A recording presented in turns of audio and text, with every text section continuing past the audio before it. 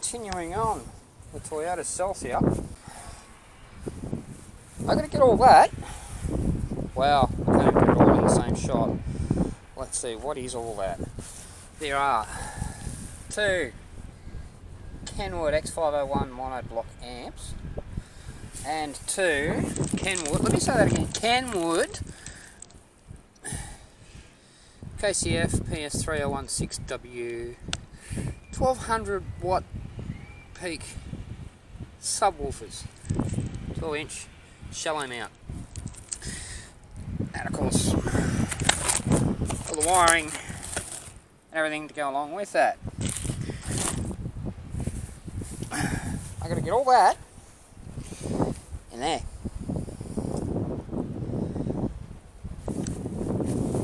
Now the amps, see across here there's usually, across there, there's a wall separating, well, all that jazz. There's an air purifier and a fuel tank. There's a wall separating them.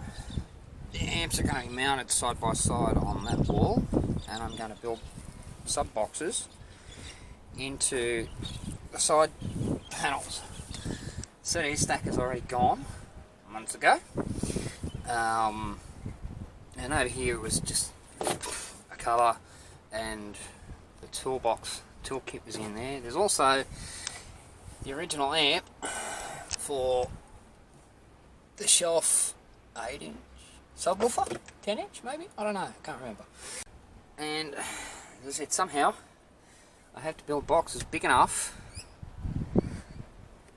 to accommodate the subs, but small enough to not impose on anything else. So basically I have from this point here back up, and I only want to come out to there. I don't want to really come further than that, because otherwise I'd get interference from the boot lead springs and everything else. So this is going to be one major project, and among other things, like I've already started by removing a literal bucket load of wiring associated with the original stereo. I mean, you can seriously see this is a 7.5 kilo or 7.5 litre bucket.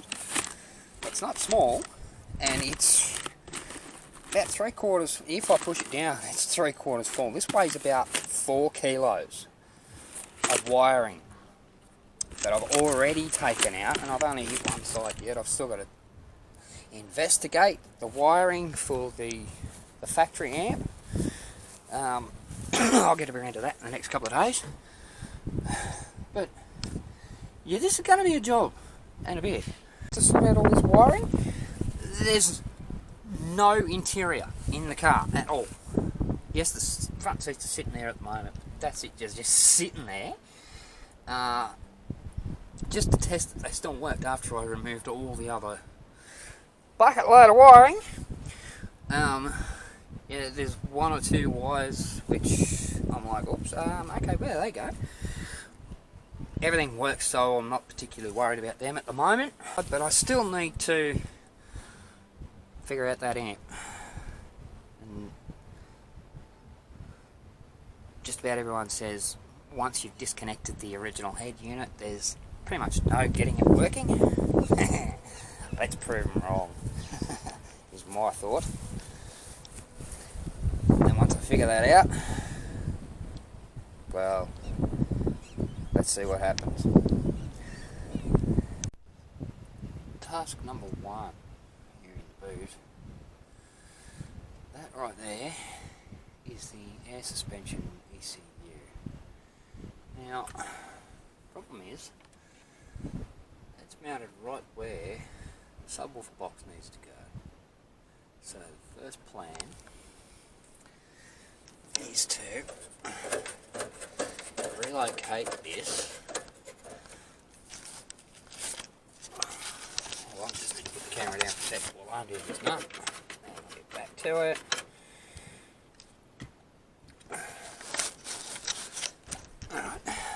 that's where it lives. What I want to do is relocate it back into there. No problem with doing that, I'll just have to make a couple of brackets. And that'll give me a lot more space to sink a subwoofer box in there. So the first part is figuring out the centre of the holes that this came out of, because I'm going to relocate this point basically where these came out of. Now 1 into 2, plus it's going to be sitting further back than what it was. So I'm going to make up a U-shaped bracket that bolts onto those two in the car, and then bolts that onto the bracket. First thing I need to do is drill a couple of holes, then I'll bend this into the appropriate sizes and figure out where I need a hole for this pin here. 2 holes drilled, and they fit that perfectly. Okay, doing this quick because my battery's nearly dead. You can see I got the bracket made up and in place. Now what I want to do is put that up there, and that's about where I want it. So I'm going to mark. Oh!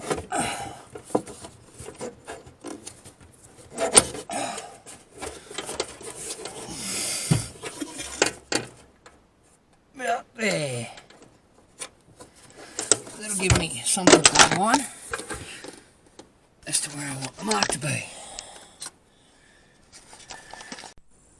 Well, as usually happens in cases like this, it turns out, no, the hole needs to be out here somewhere. In other words, I've made the bracket too short. So, start it again. And in case you're wondering, anytime I do anything, yes, the ECU is sitting on my bench. It's not sitting directly on my bench. I have a clean cloth underneath it. And anytime I do any drilling or anything like that, it's covered up to eliminate any impurities, whatever you want to call it. Now, I'm going to do this in reverse. So, the first thing I'm going to do is set that bracket. Well, at the moment it's now just a piece of metal. Set that so that it's kind of in line with the bolt configuration at the other end, which is where it's bolting, which is where this is going. And although it's not 100% accurate, that looks pretty even. So now with that set like that, now what I'm going to do is go and put this back into position in the car, and hopefully through the bolt holes, I'm going to make a couple of marks here. At the moment I have no idea what I'm going to make those marks with. I'll figure something out in a second. That way, that'll give me the position that I need for the bolt, the holes at the other end. In other words, these 2 holes here. So I can figure out basically where I need to put that. Now I could just do that and connect the 2 together, weld them, glue them, sticky tape, whatever. No, not sticky tape. But I think I'm just going to do it the easy way and just recreate the whole bracket. I just need to figure out where I need to bend it first. Now I'm not going to take you out to the car and show you this. Number 1, it's dark out there. Number 2, battery's nearly flat, so, and I don't really want to hold up on this and wait till sunlight and the battery's charged and all that, so I'm going to do this step without yous, and I'll explain to you what I did. Alright, that didn't take long. So, what I did was, the 2 holes where these studs go in, is where this bracket is going to be relocated, or located I should say. So all I did was I grabbed a drill bit that fit in the holes, poked it through, put it in position, and sort of just tried to scribe a mark through each of the holes. You guys aren't going to be able to see the marks there. I can barely see them. So now what I'm going to do,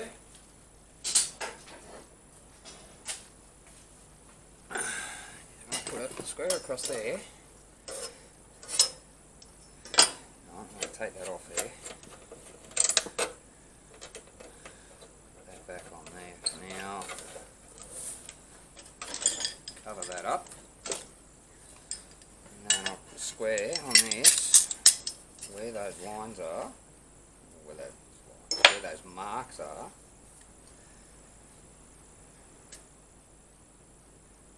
About there. Rub a line there. Now that's where the bolts need to go. That's not where I'm going to bend it. Now I'm going to add another 10mm.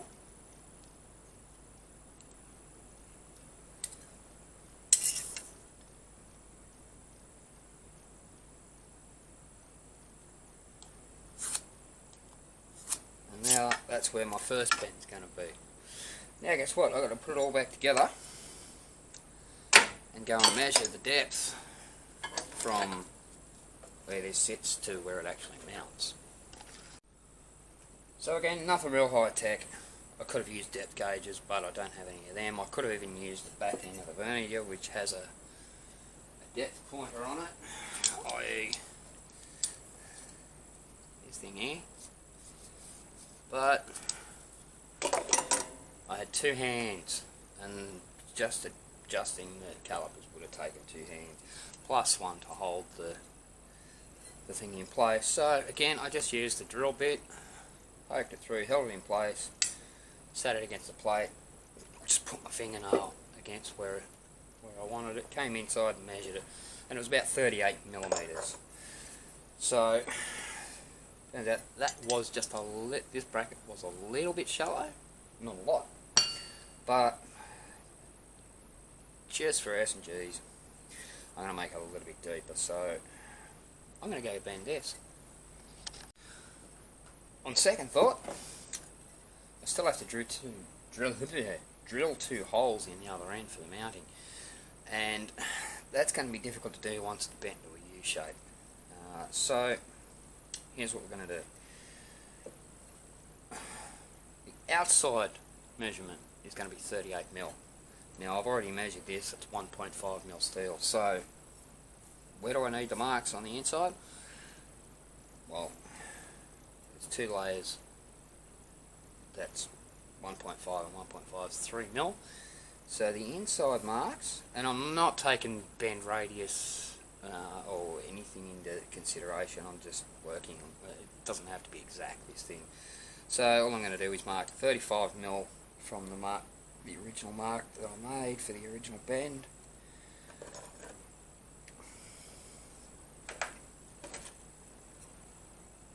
$5mm thereabouts. There we go.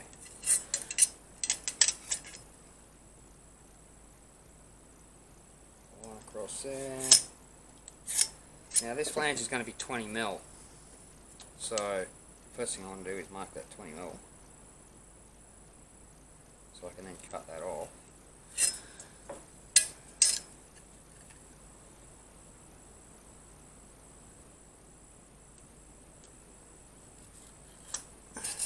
And then what I need to do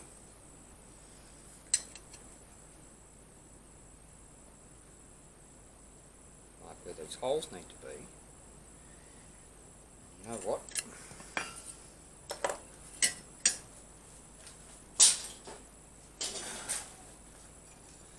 These two are the same width, and I already know those holes are absolutely spot on. I'm going to set my depth gauge, which is what I did in the first place. I'm going to set the depth gauge to that hole, which is the same measurement as that hole. Mark those two.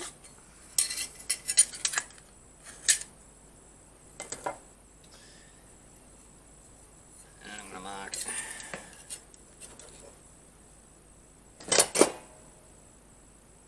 10mm there.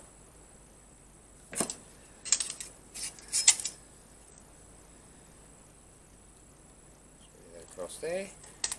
There's my 2 holes.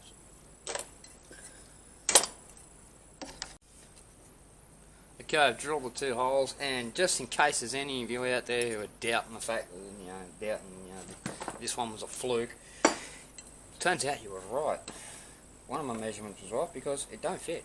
So now I'm going to have to file out one of these holes. Maybe not, because there's a bit of movement in the holes in the car. So let's go try that. Alright, I bent up the bracket, and I did test it beforehand, and it turns out that yes, there's plenty of room, because these are 6mm bolts. But these holes here, they're 8mm. So, well, plenty of room. So that goes in fine, as you can now see. This is just a test fit, so it doesn't matter what they look like or where they're positioned, but it needs to go up about there. And it just so happens that there's the original holes, and there's another set of holes right there. So that's where the bracket for this is going to be mounted. Now this bracket's going to be a bit more difficult, because first of all it needs to be cut on the angle, but then it needs to go straight forward. Which means I've got to determine that angle first. Now, I happen to have a spirit level here. And we can look at that. Lined up. It's not quite. I mean, there. Where are we? There is 45. And yeah, that's about 5 degrees out. So what I might do is get the protractor out here and on the level and figure out just what angle that is.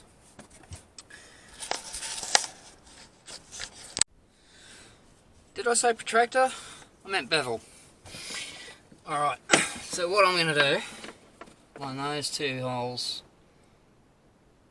line that up with those 2 holes, and then I'm going to put the spirit level on here until it's level.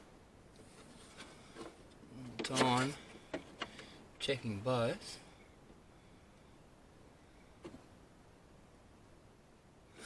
You know what, I'm going to make my life easy. Alright, I've determined that these holes are all in a straight line on the same angle, which means the angle on these 2 holes is going to be the same as the angle on these 2 holes. And the angle on these 2 holes is the same as the angle on these, as opposed to the bottom edge, because this sits absolute dead level in the car. This right here is kind of a self-leveling device. So all I need to do really is figure out that angle according to that. I can do that inside. Alright, I hope you guys can get the idea of this, because you're kind of overhead at the moment. So, got a square, suspension ECU and a bevel. Now it's just to a point where it's going to grab, but it's not just, I'm going to be able to move it. So, first thing we do, I know this is a flat straight edge. These are all uniform. So, stand that on the desk, square behind it to make sure it's dead upright, because obviously if you move these 2, the angle will change. If that angle changes, that angle changes. So square up behind it, bezel at the front,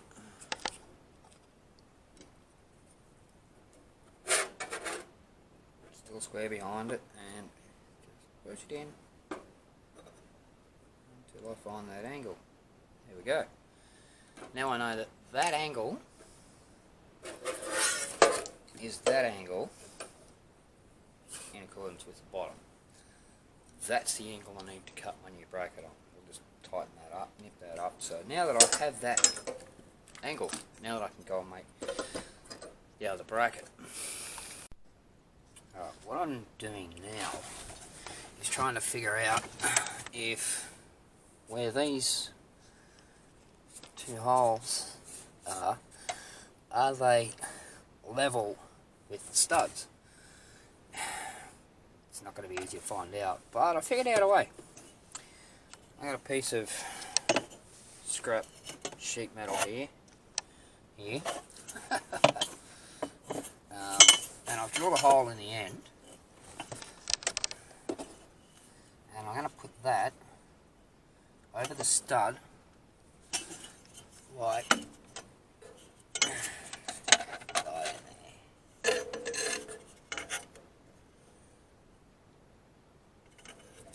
can't see that on camera, but that's over the stud, and then I'll put it up against here. Now, you notice the SEU seems to be just hanging there in mid-air. Well, I've tightened up this bracket, so it's holding it there for this purpose. So now, I'll take this, put a spirit level on it, and I lift it up into place until it's level.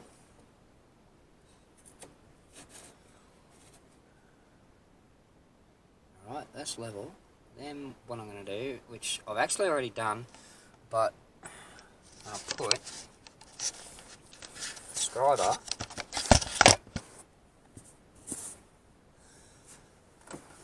not through that hole, it's up here.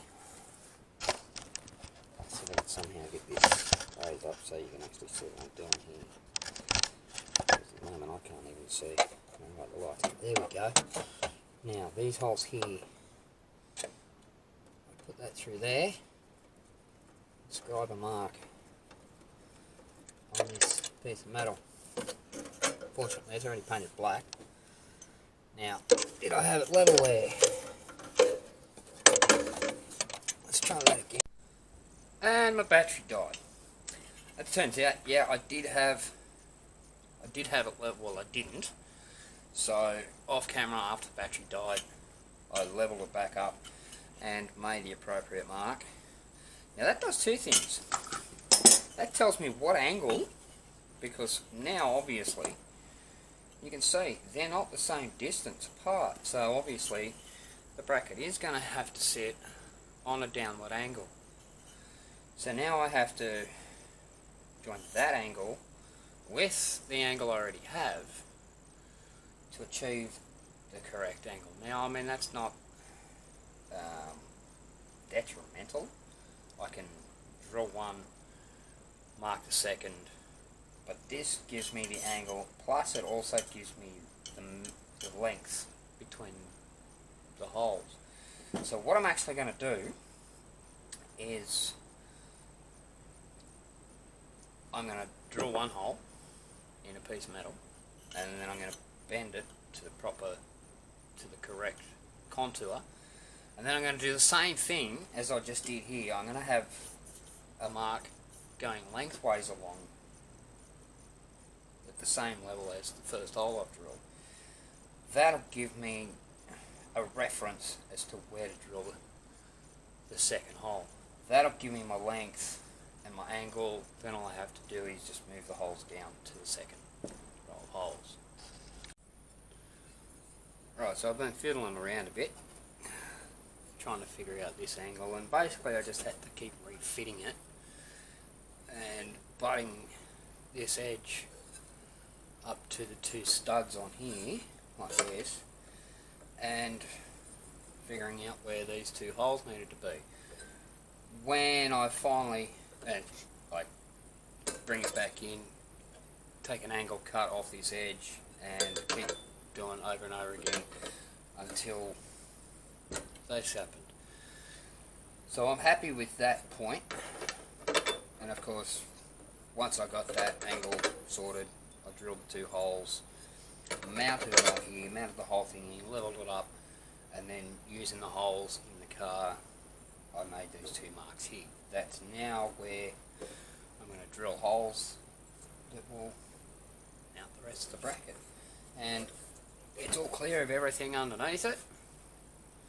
I was a bit worried about this because originally this was this long. You can see how much I've cut off there. But now I'm happy with that because that's well clear of that. That sits down nice, everything's good. And I know I said earlier that these 2 sets of holes looked like they were directly in line with these 2 sets of holes. Well, they're close. Put that on the centre of those holes. It's pretty damn close. So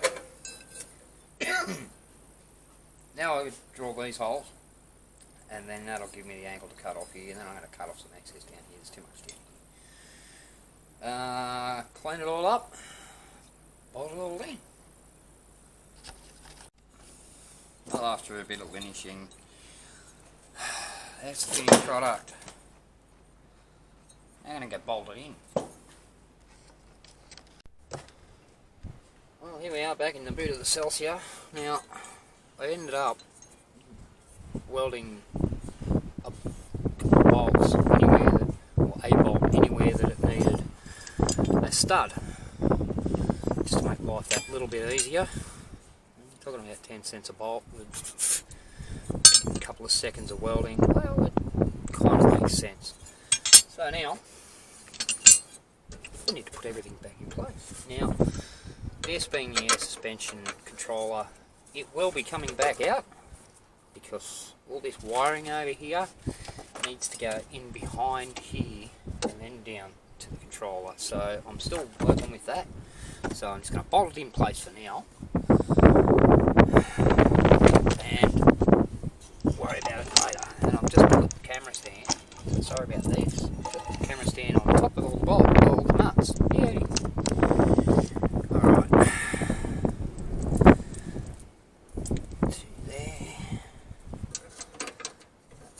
There,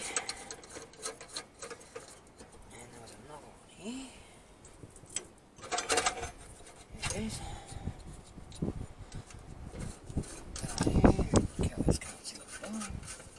Alright. I'm not going to tighten them up yet. It's going to be, well, as I said, it's coming back out, so it's not that big a deal. That one. There. There.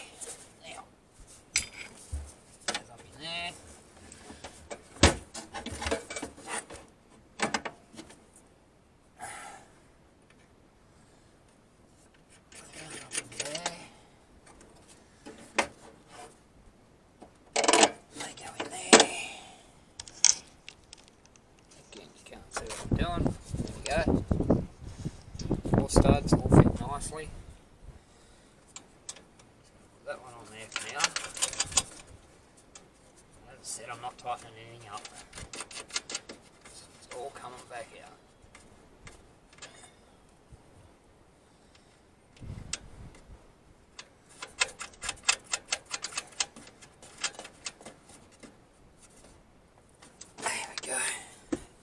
Like I'm going to be a couple of nuts short. I might have to get a couple more flange nuts.